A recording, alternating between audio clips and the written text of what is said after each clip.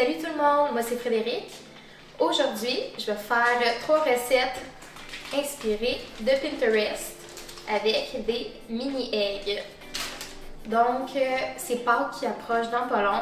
Qui dit Pâques dit mini-eggs de Cadbury. Donc, j'ai décidé de faire pour vous aujourd'hui des mini cheesecakes, du pain au lait avec des mini-eggs et aussi des beaux biscuits aux brisures de mini-eggs.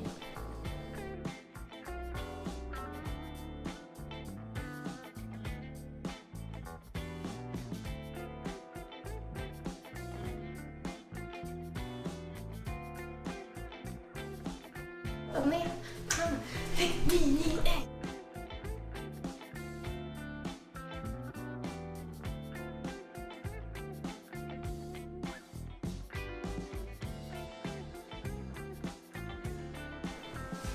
Pour la première recette, on va faire le pain au lait, ou bien comme une brioche, avec des mini-eggs à l'intérieur.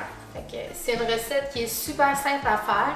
On peut la faire avec un bol KitchenAid, mais si à la maison on n'en a pas, c'est vraiment pas grave, on peut juste le faire à la main, on va juste plus s'amuser. Donc, premier ingrédient qu'on met dans un bol, la farine. Deuxièmement, on va mettre la levure, qui est de la levure sèche. Après ça, dans le bol, on va mettre le sucre. On va mélanger le tout un petit peu, puis il ne faut pas avoir peur de se salir les mains. Après ça, on va pouvoir ajouter notre lait. Et on va mélanger le mélange encore. Bon, maintenant, on va rajouter les autres ingrédients. Donc, on va pouvoir ajouter l'eau, sans mettre partout à côté, le sel, l'œuf,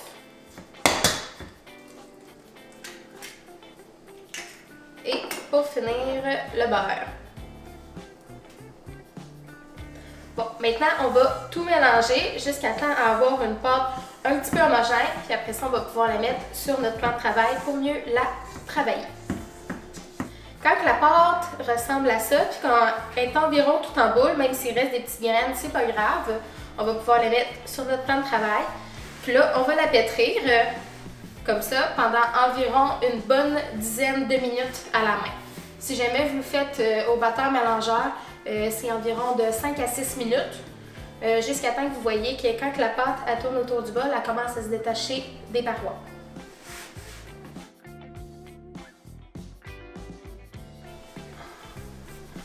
Bon, là, ça fait environ 7 minutes que je pétris la pâte. Ok, il m'en reste encore un petit peu. Dans le fond, si vous pensiez au début que votre pâte était trop humide ou qu'elle était trop sec, c'est vraiment en la pétrissant que toute la magie va se faire. La pâte est rendue super belle. Fait que là, je finis de la pétrir. Et puis, on va voir le résultat tantôt.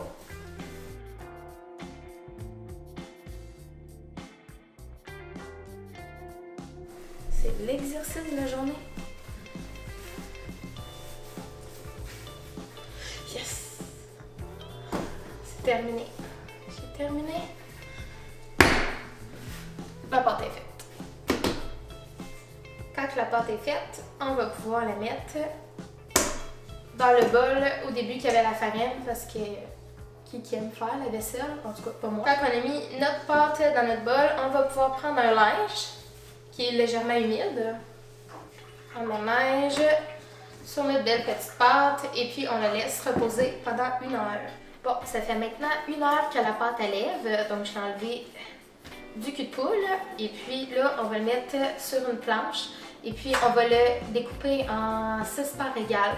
Si jamais vous voulez en faire des plus grosses, juste le découper en 2 ou en 3, c'est pas plus grave que ça. Maintenant que les pâtes sont coupées, on va pouvoir les mettre de côté et en travailler une à la fois. Donc dans le fond, aujourd'hui, ce que je vais faire, c'est des petites tresses, mais il y a plein d'autres façons aussi de les façonner. Pour faire les tresses, dans le fond, on va prendre la pâte et la séparer en 3 boudins égales. Après ça, on va pouvoir les prendre et les étaler. Puis après ça, on va juste avoir à façonner une tresse. Il y a plein d'autres façons aussi de les façonner. On peut faire des tresses avec 4 branches. On peut faire aussi juste des petits pains ronds. Ce serait super bon aussi. Une fois que toutes vos tresses sont faites, on va pouvoir les mettre sur un papier cuisson ou un cile-pâte et remettre le linge humide sur le dessus et les laisser reposer encore pour une heure.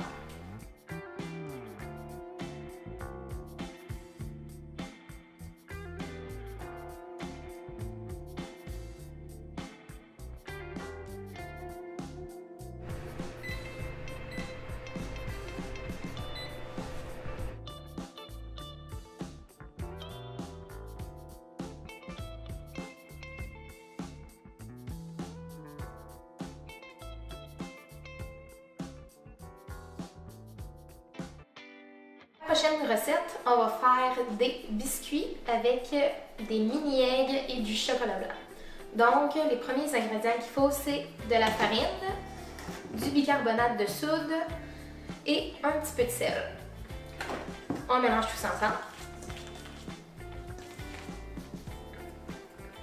Après ça, dans un autre bol, il va nous falloir mélanger le beurre avec le sucre et la cassonade jusqu'à temps d'avoir un mélange homogène et crémeux.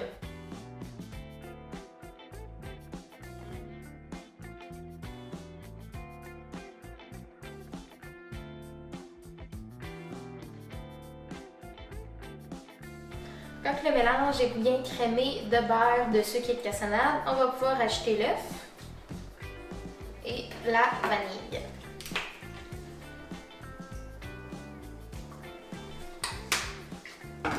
Après ça, on mélange bien encore les ingrédients.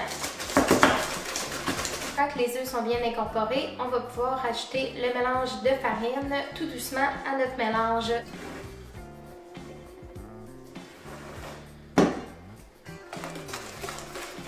Il va falloir hacher grossièrement le chocolat blanc.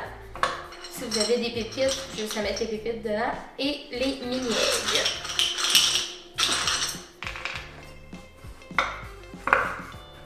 Quand que tout le chocolat est concassé, on va pouvoir l'ajouter à notre pâte à biscuits. Puis après ça, on va le mélanger, surtout pas avec un fouet parce que sinon ça va rester pris. Utilisez les mains ou une cuillère en bois. Après ça, quand le mélange va être homogène et fait, on va pouvoir le prendre et le mettre 2 heures au réfrigérateur. Comme ça, on va avoir une pâte qui va mieux se tenir à la cuisson, puis ça va vraiment donner un meilleur résultat.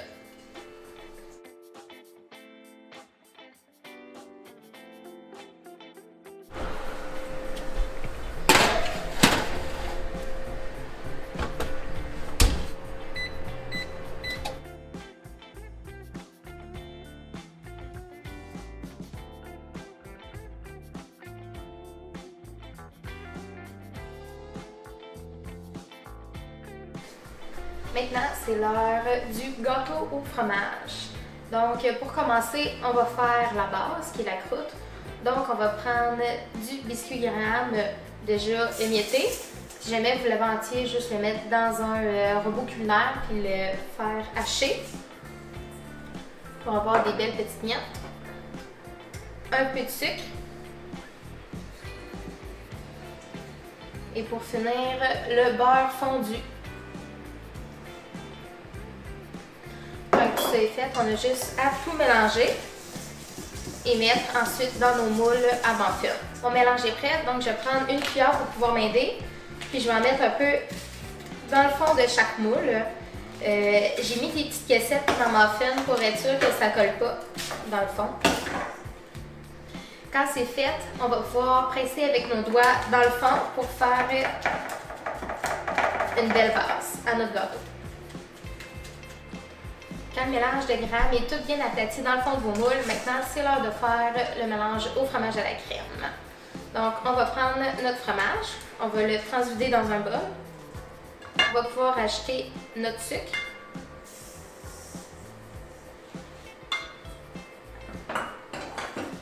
Un peu de vanille.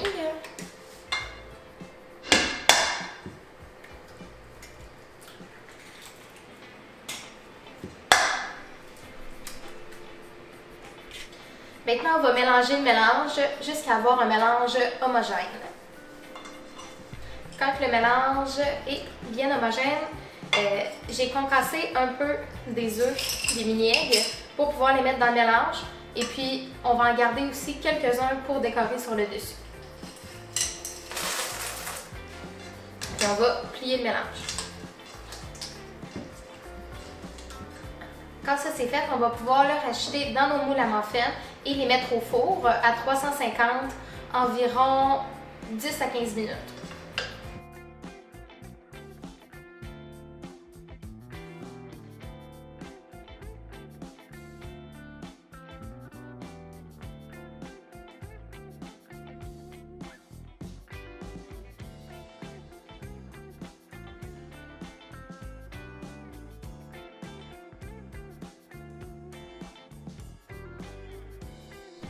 Bon, ben maintenant qu'on a tous nos produits qui sont réalisés, j'espère que ça s'est bien passé pour vous. Donc, on se revoit dans une prochaine vidéo. Donc, n'oubliez pas de vous abonner et d'aimer. Merci!